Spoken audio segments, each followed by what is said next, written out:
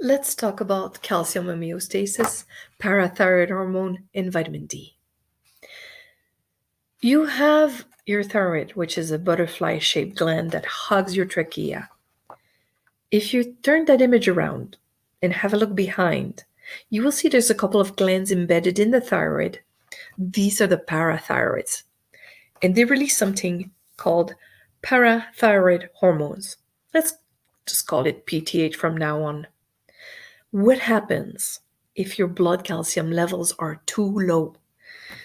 This is going to be a stimulus to trigger your parathyroid gland, which are receptors in this scenario, to release their PTH. But think about it. There is something else that is happening at the same time. The UV light coming from the sun is going to interact with our skin.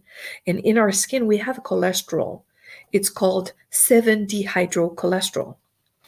This 7-dehydrocholesterol, through the action of the sun, is turned into cholecalciferol, also known as vitamin D3.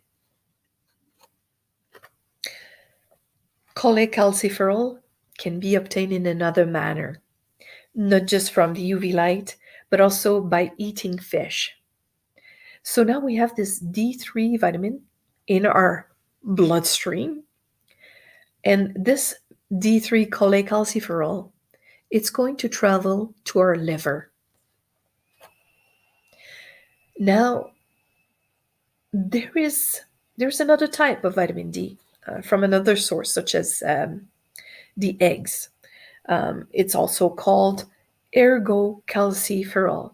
So now we have this vitamin D3, vitamin D2. They're both going to the liver.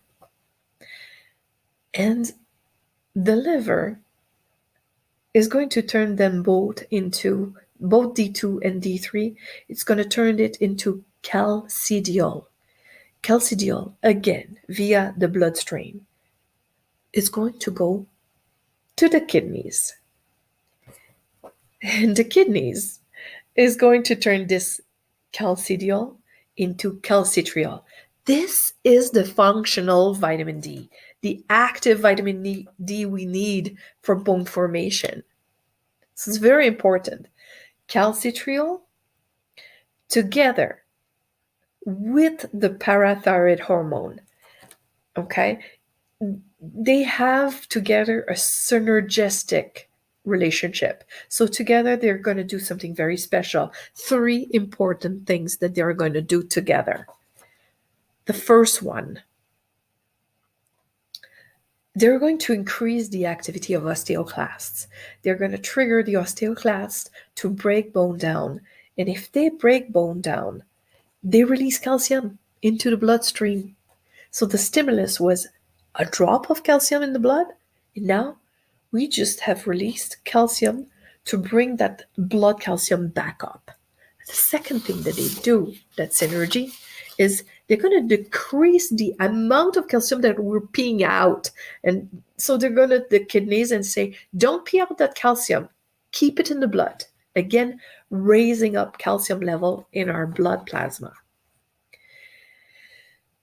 And the last thing that they're going to do together is they're going to go to the intestine and tell the intestine to increase their absorption of calcium into the blood. So again, the stimulus was a decrease in blood calcium, and the effect was an increase in blood calcium.